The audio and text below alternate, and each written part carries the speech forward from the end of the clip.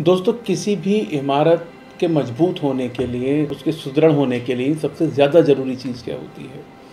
आप सब लोग ये बात मानते होंगे कि सबसे ज़्यादा जो इम्पोर्टेंस किसी भी एक मजबूत इमारत को बनाने के लिए होती है, वो उसकी बुनियाद, उसकी नींव की होती है। ठीक इसी तरीके से 7 धातुओं में जो सबसे ज़्यादा इम्पोर्टेंट मानी जाने वाली धातु है, वो रस धातु है।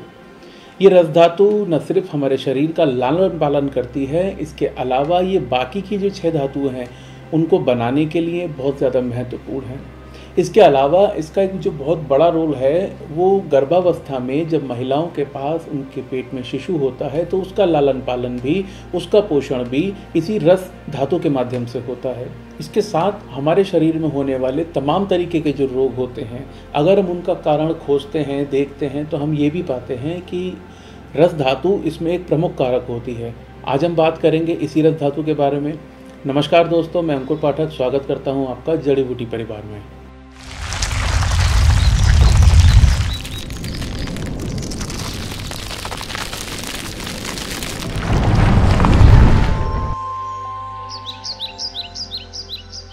दोस्तों, आयुर्वेद को सरलतम शब्दों में आप सब लोगों को पहुंचाने की जो मुहिम हमने शुरू की है, उसी श्रृंखला में जैसा कि आप जानते हैं कि हम 7 धातुओं के बारे में आपको बता रहे हैं। आज हम बात करेंगे रस धातु के बारे में। और यदि आपने अभी तक हमारी इस श्रृंखला की पहली वीडियो, जिसमें हमने सारे धातु का जिक्र किया है, हमारे शरीर में उनका क्या महत्व है, अगर वो आपने वीडियो अभी तक नहीं देखी है तो पहले आप वो वीडियो देख लें, जिससे कि आपको ये वीडियो ज़्यादा बेहतर समझ में आए और आप ये भी समझ पाएँ कि धातुओं का हमारे जीवन में कितना महत्व है। दोस्तों, हमने अपनी पिछली वीडियो में आपको आयुर्वेद का एक मंत्र बताया था, आहार यते यति आहार। मतलब कि जो भी हम कुछ खाते हैं, सुनते हैं, सोचते हैं, देखते हैं, वो सारा ही हमारे शरीर के लिए एक तरीके से आहार का काम करता है और वही हमारी मानसिकता, हमारे शरीर, हमारे शारीरिक स्वास्थ्य का निर्माण करता है। तो दोस्तों, इस आसान आयुर्वेदा को आप समझते हैं कि कैसे निर्माण होता है इस रस धातु का। जो भी कुछ हम भोजन लेते हैं, वो भोजन हमारे खाने के बाद सीधा हमारे पेट में जाता है। पेट में पहुंचने के बाद वहाँ तरह तरह के पाचक रस होते हैं जो उसके साथ पाचन क्रिया करते हैं या उसे डाइजेस्ट करना शुरू करते हैं। उसके डाइजेस्ट होने के बाद या उसमें शुरुआती क्रियाएं होने के बाद वो मोटे तौर पे 2 भागों में बढ़ जाता है। एक भाग जिसे हम सार कहते हैं और दूसरा भाग जिसे हम मल कहते हैं। ज़्यादातर जो शरीर में प्रयोग होता है वो सार भाग का होता है, जिसे प्रसाद भी कहा जाता है। और जो दूसरा भाग मल है वो उत्सर्जित कर देते हैं बाद में, लेकिन इस प्रक्रिया में बीच में कुछ और न्यूट्रिशन वैल्यूज़ होती हैं, कुछ और ताकत की चीज़ें होती हैं जो शरीर हमारा अलग अलग भागों में उनसे प्राप्त कर लेता है। ये जो सार आपको प्राप्त हुआ, ये आगे चल के फिर से 2 भागों में बढ़ जाता है, एक स्थूल और एक सूक्ष्म। इंग्लिश में इसे मैक्रो और माइक्रो न्यूट्रिएंट कहते हैं। तो ये जो स्थूल न्यूट्रिएंट हैं या जो स्थूल है, माइक्रो है, ये आपको अगली धातु बनाने के लिए बहुत ज़्यादा सहायक है, जो रक्त धातु होती है। और ये जो सूक्ष्म सार होता है, ये हमारे शरीर में खून के साथ मिलके, प्लाज्मा के साथ मिलके पूरी बॉडी में सर्कुलेट होता है और हमारे विभिन्न अंगों को, विभिन्न ग्रंथियों को न्यूट्रिशन वैल्यू प्रोवाइड कराता है, जिनसे उनकी ग्रोथ होती है। अब अगर जो ये आपकी रस धातु है ये सम रहती है, समान रहती है, मीन्स ना तो ये कम है और ना ये ज़्यादा है, तब तक हम स्वस्थ रहते हैं, हमें किसी तरीके का कोई विकार नहीं होता। लेकिन विकारों की शुरुआत वहाँ से होती है जब ये विषम हो जाती है, या तो ये अपने एक नॉर्मल लेवल से ऊपर चली जाए और या फिर ये उससे नीचे चली जाए। दोनों ही कंडीशन में आपको अलग अलग तरीके के लक्षण अपने शरीर में देखने को मिलेंगे और उन्हीं लक्षणों के बिना पर, उन्हीं लक्षणों की वजह से आप में तरह तरह के रोगों की उत्पत्ति होती है। तो बात करते हैं कि अगर आपके शरीर में रस धातु की अधिकता हो जाती है, इसके कुछ लक्षण हैं जिनसे आप ये देख सकते हैं कि आपके अंदर रस धातु की अधिकता हो रही है। सबसे पहली बात कि इसमें आपकी पाचन शक्ति कम हो जाती है, कमज़ोर हो जाती है। साथ ही साथ आपको नींद ज़्यादा आती है, थकान ज़्यादा लगती है, आपके शरीर में कफ बढ़ने लगता है, जी मिचलाने जैसी शिकायतें आती हैं। तो ये वो सारे लक्षण हैं जो आपके शरीर में रस धातु की अधिकता होने पर होता है। और रस धातु की कमी होने पर आपको किस तरीके के सिम्टम अपने अंदर देखने को मिलेंगे, इसके लिए आप पहली चीज़ तो ये है, आपको प्यास ज़्यादा लगेगी, आपको थकान ज़्यादा लगेगी। कोई भी अगर आपके आसपास थोड़ी तेज़ आवाज़ में बात करता है तो आपको उससे घबराहट फील होने लगेगी। आपका शरीर और आपका गला आपको अक्सर सूखा फील होने लगेगा।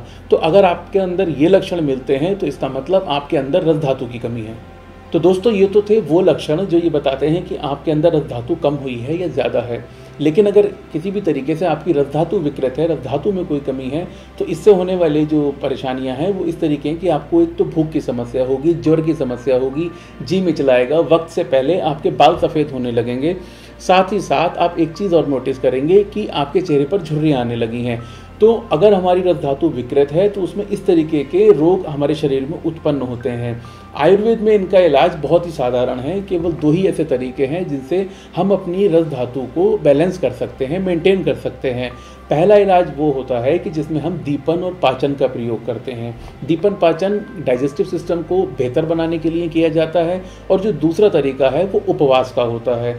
तो अगर आपने देखा हो, आयुर्वेद में ये पहले से ही परंपरा चली आ रही है कि हम कुछ वक्त के बाद एक बार उपवास ज़रूर रखते हैं जिससे हमारा डाइजेस्टिव सिस्टम मेंटेन रहे। साथ ही साथ हम समय समय पर अपने खाने में भी कुछ ऐसे बदलाव करते हैं जो हमारे डाइजेस्टिव सिस्टम को इम्प्रूव कर दें।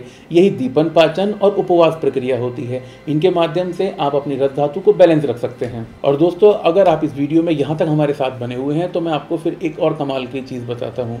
आप उसके माध्यम से बिना किसी उपचार के भी अपनी पाचन शक्ति बढ़ा सकते हैं। आयुर्वेद में एक बहुत सिंपल नियम है, आप जो ठोस खाना है उसको द्रव की तरह खाएं, और जो द्रव खाना है उसे ठोस की तरह खाएं। इसको सिंपल लफ्ज़ों में मैं ऐसे समझा सकता हूँ कि सपोज़ कीजिए आप रोटी खा रहे हैं, तो आप उसे इतना मुंह में चबाइए कि वो एकदम तरल बन जाए और तब उसे खाइए। और यदि आप पानी पी रहे हैं तो उसे एक साथ ना निगल लें, आप उसे घूट घूट करके सिप सिप करके पिए। अगर आप केवल ये एक नियम फॉलो करते हैं तो आप देखेंगे आपकी पाचन शक्ति अपने आप इम्प्रूव होती है, आपकी रस धातु बैलेंस होती है, जो आपकी बची हुई 7 धातुओं को इम्प्रूव करने में बहुत ज़्यादा हेल्पफुल होती है।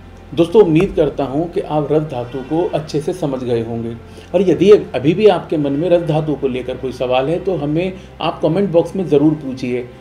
पिछली वीडियो को इतना प्यार देने के लिए, हमारा मनोबल बढ़ाने के लिए आप सबका शुक्रिया। दोस्तों, इसी तरीके से हम अपना प्रयास जारी रखेंगे जिसमें साधारण शब्दों में, साधारण भाषा में हम आपको आयुर्वेद बताएं, उसका महत्व समझाएं, ताकि आप भी अपने जीवन में बिना औषधि के, बिना किसी चीज़ के अपने आप को स्वस्थ रख पाएँ। आप उन नियमों का पालन कर पाएँ जिससे आप निरोगी रहें, स्वस्थ रहें, यही हमारी कामना है। दोस्तों, आशा करता हूँ कि ये वीडियो आपको पसंद आई होगी। अगर ये वीडियो आपको पसंद आई तो हमारा मनोबल बढ़ाने के लिए चैनल को सब्सक्राइब करें, ये वीडियो दोस्तों के साथ शेयर करें और इस वीडियो को लाइक ज़रूर करें। धन्यवाद।